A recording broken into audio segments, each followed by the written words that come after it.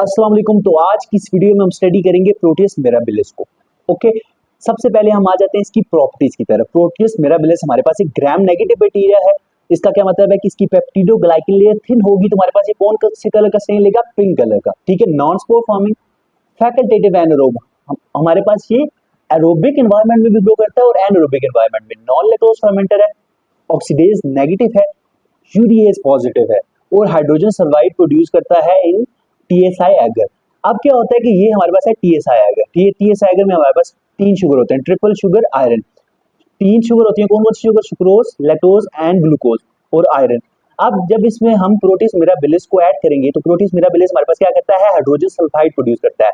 अब ये hydrogen sulphide क्या करेगा? ये आयरन के साथ रिएक्ट करेगा और उसके रिजल्ट में ब्लैक प्रेसिपिटेट बन जाएगा इन टीएसआई एगर। ओके, ये हमारे पास 2 मीडिया में ग्रो करता है, और ब्लड एगर एंड मैकॉम की एगर। ठीक है, ब्लड एगर पे आप उसको ग्रो करवाएंगे तो ये कॉन्सेंट्रिक सर्कल्स की फॉर्म में ना ग्रो करेगा। ठीक है, कॉन्सेंट्रिक सर्कल्स। ठीक है, जैसे आप किसी पानी में पत्थर फेंके तो उसके रिजल्ट में उसमें क्या बन जाते हैं? Concentric circles. ठीक है, इसी तरह ये भी ग्रो करेगा ऑन ब्लड एगर। ठीक है, इस ग्रोथ को हम क्या बोलेंगे? Swarming growth. ठीक है, स्वार्मिंग ग्रोथ। इसके बाद हम आ जाते हैं इसके विरुलेंस फैक्टर्स पे। ओके, विरुलेंस फैक्टर्स की बात करें तो सबसे पहला जिसका विरुलेंस फैक्टर होता है वो होता है फ्लैजेला। ओके, अब जो हमारे पास प्रोटियस मिराबिलिस है, ठीक है, ये जब यूरिनरी जो कैथीटर होता है ना, ठीक है, उसके साथ कांटेक्ट में आता है तो हमारे पास कन्वर्ट हो जाता है किसमें? स्वार्म सेल में डिफरेंशिएट हो जाता है। ठीक है, स्वार्म सेल्स में हमारे पास तकरीबन 100 to thousands ऑफ फ्लैजेला होते हैं। ओके, ये स्वार्म सेल्स आपस में मिलकर हमारे पास क्या बना देते हैं? Multi cellular rocks. ठीक है, जिनके पास हमारे पास कौन सी मोटिलिटी होती है? Swarming motility. और इस स्वार्मिंग मोटिलिटी की मदद से ये आपके यूरिनरी ट्रैक्ट में असेंड करेंगे। ओके, ठीक है, सबसे पहला विरुलेंस फैक्टर क्या था? फ्लैजेला, जिसकी मदद से ये क्या करेंगे? असेंड करेंगे आपके यूरिनरी ट्रैक्ट में। ठीक है, दूसरा जो हमारे पास का विरुलेंस फैक्टर होता है वो फिब्रिया। ठीक है, जब आपकी यूरिनरी ट्रैक्ट में ये असेंड कर रहा होगा तो फिब्रिया की मदद से जो आपकी यूरिनरी लाइनिंग होती है, उसकी एपिथेलियल सेल्स होते हैं, उसके साथ जाके अटैच होगा और क्या करेगा? हीमोलाइसिस रिलीज करवाएगा। हीमोलाइसिस क्या करते हैं? पोर्स क्रिएट कर देंगे आपकी जो एपिथेलियल सेल्स हैं। ठीक है, जिसके रिजल्ट में सेल की क्या हो जाएगी? डेथ, और वहां क्या हो जाएगा? इंफेक्शन। ओके, ये थे पहले 2 विरुलेंस फैक्टर्स। पहला विरुलेंस फैक्टर क्या था? फ्लैजेला। ओके, फ्लैजेला की मदद से ये मूव करेंगे आपकी यूरिनरी ट्रैक्ट में, फिब्रिया की मदद से ये अटैच करेंगे और हमारे पास क्या रिलीज करवाएंगे? हीमोलाइसिस। ठीक है, अब हीमोलाइसिस क्या करेंगे? पोर्स क्रिएट करेंगे। ठीक है, एपिथेलियल सेल्स में, ठीक है, यूरोएपिथेलियल सेल्स में, और उसके रिजल्ट में उनकी क्या हो जाएगी? डेथ हो जाएगी। ओके, इसके बाद जो तीसरा विरुलेंस फैक्टर है हमारे पास क्या? जैप ए प्रोटीएज प्रोड्यूस करते हैं। ठीक है, जैप ए प्रोटीएज हमारे पास क्या करेगा? ये immunoglobulin G and immunoglobulin A को क्या करता है? डिग्रेड करता है। अब ये जो हमारे पास इम्यूनोग्लोबुलिन है हमारे पास क्या करवाती हैं? ऑप्सोनाइजेशन करवाती हैं। ठीक है, जब भी कोई बैक्टीरिया आएगा, ठीक है, तो उसके साथ एंटीबॉडी जाके बाइंड करती है और हमारे पास न्यूट्रोफिल आता है, उसको क्या करेगा? फैगोसाइटोज कर देता है। ठीक है, लेकिन अगर ये एंटीबॉडीज डिस्ट्रॉय हो जाएंगी तो ऑप्सोनाइजेशन नहीं होगी। ठीक है, तो ये भी इसका एक विरुलेंस फैक्टर है। ठीक है, इसके रिजल्ट में प्रोटियस मिराबिलिस के रिजल्ट में कौन कौन सा इन्फेक्शन आपको देखने मिलेगा? यूरेथ्रा का इन्फेक्शन होगा तो उसे हम बोलेंगे यूरेथ्राइटिस। ठीक है, प्रोस्टेट का इन्फेक्शन होगा तो उसे हम बोलेंगे प्रोस्टेटाइटिस। ठीक है, ब्लैडर का इन्फेक्शन होगा तो उसे हम बोलेंगे सिस्टाइटिस, और किडनी का इन्फेक्शन हो जाए तो उसे हम क्या बोलेंगे? पाइलोनेफ्राइटिस। ठीक है, इनको हम सेपरेट बाद में डिस्कस करते हैं। ओके, कौन कौन सा इन्फेक्शन होगा? Urethritis, prostatitis, cystitis and pyelonephritis. Okay, इसके बाद मैंने आपको बताया था कि जो हमारे पास प्रोटियस मिराबिलिस है, ठीक है, वो हमारे पास एक एंजाइम प्रोड्यूस करता है जिसे हम कहते हैं यूरिएज। अब आपको पता है, ठीक है, जब आपके यूरिनरी ट्रैक्ट में प्रोटियस मिराबिलिस है, ठीक है, वहां ये क्या प्रोड्यूस करेगा? यूरिएज। ठीक है, आपके यूरिन में होता है यूरिया। अब ये जो यूरिन में यूरिया होता है, यूरिएज को क्या करेगा? कन्वर्ट कर देगा into the ammonia and carbon dioxide में। ठीक है, अब ये जो हमारे पास अमोनिया है ये हाइड्रोजन के साथ रिएक्ट करेगा और हमारे क्या क्या बना देगा? अमोनियम। ठीक है, जो अमोनियम है, ठीक है, वो क्या करेगा? आपकी यूरिन की पीएच को अल्कलाइन कर देगा। ठीक है, जब यूरिन की पीएच अल्कलाइन होगी तो उसके रिजल्ट में क्या होगा? प्रेसिपिटेशन हो जाएगी कैल्शियम, मैग्नीशियम और फॉस्फेट की। ठीक है, और ये जो कैल्शियम, मैग्नीशियम, फॉस्फेट अमोनियम के साथ मिलके हमारे पास क्या बना देंगे? स्टूवाइट स्टोन्स। ठीक है, यहाँ पे क्या बना देंगे? स्टूवाइट स्टोन्स।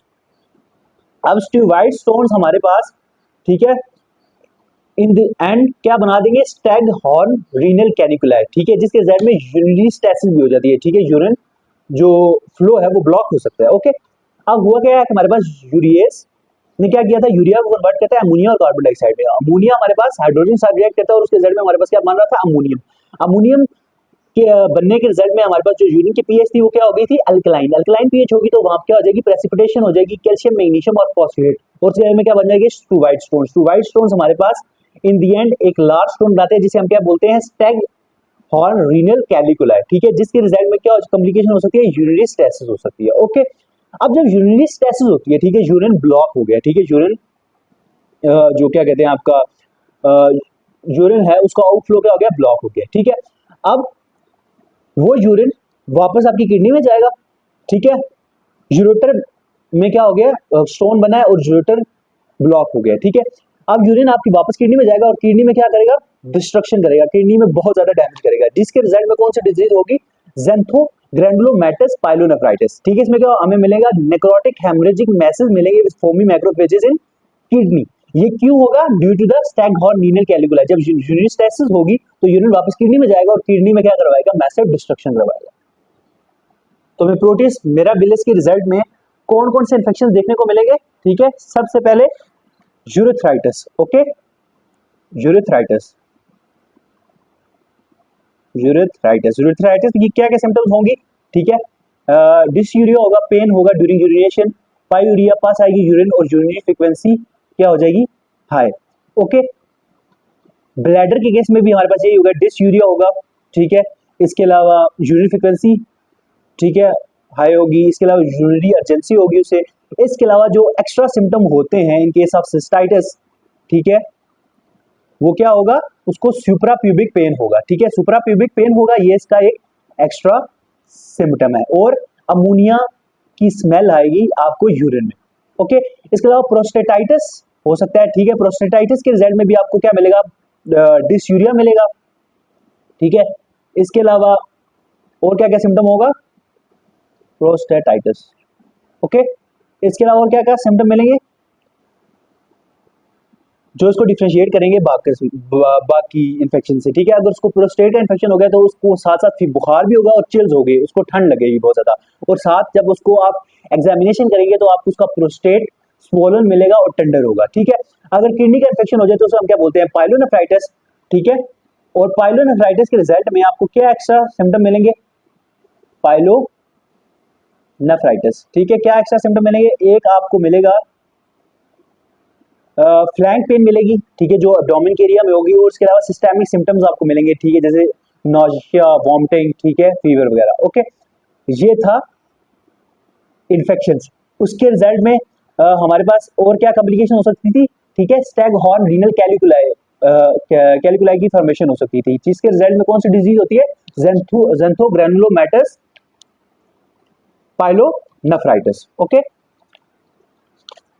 उसके बाद हम आ जाते हैं लेबोरेटरी डायग्नोसिस की तरफ। ठीक है, हम इसका पेशेंट का यूरिन सैंपल लेंगे। ठीक है, उसमें आपको क्या मिलेगा, पायूरिया, WBC मिलेंगे। ठीक है, क्योंकि इन्फेक्शन है, बैक्टीरिया। ठीक है, आपको जो प्रोटीज मिराबिलिस बैक्टीरिया है वो भी आपको यूरिन में मिलेगा। ठीक है, पीएच इसकी अल्कलाइन होगी, क्यों, ड्यू टू द, मैंने आपको बताया, यूरिएस की वजह से। ओके, पाइलोनेफ्राइटिस या प्रोस्टेटाइटिस होगा तो उसके रिजल्ट में उसके ब्लड में भी ना WBC का लेवल हाई होगा, ल्यूकोसाइटोसिस मिलेंगे। ठीक है, इसके अलावा एक्सरे में आपको देखेंगे तो आपको स्टैगहॉर्न रीनल कैलिकुलाई मिलेंगे। ओके, ये था हमारे पास प्रोटीज मिराबिलिस। प्रोटीज मिराबिलिस के रिजल्ट में हमारे पास यूटीआईज हो रहे थे। ठीक है, यूटीआईज में हमारे पास कौन कौन सा इन्फेक्शन था, urethritis, prostatitis, cystitis and pyelonephritis. ठीक है, इसके अलावा यूरिएज की वजह से हमारे पास क्या हो रहे थे, स्टैगहॉर्न रीनल कैलिकुलाई बन रहे थे। ठीक है, जिसकी कॉम्प्लिकेशन हमारे पास क्या थी, ज़ैंथोग्रैनुलोमैटस पाइलोनेफ्राइटिस। ठीक है, जिसके रिजल्ट में आपको क्या हो रहा था, नेक्रोटिक हेमरेजिक मैसेज मिल रहे थे विद फोमी मैक्रोफेजेस। ठीक है, लेबोरेटरी आप उसको कैसे डायग्नोस करेंगे, यूरिन में आपको पायूरिया मिलेगा, बैक्टीरिया मिलेगा, और साथ पीएच हाई होगी 7 से। ओके, ब्लड में आपको ल्यूकोसाइटोसिस मिलेगा in case of pyelonephritis and prostatitis, and staghorn renal calculi मिलेंगे आपको एक्सरे पे।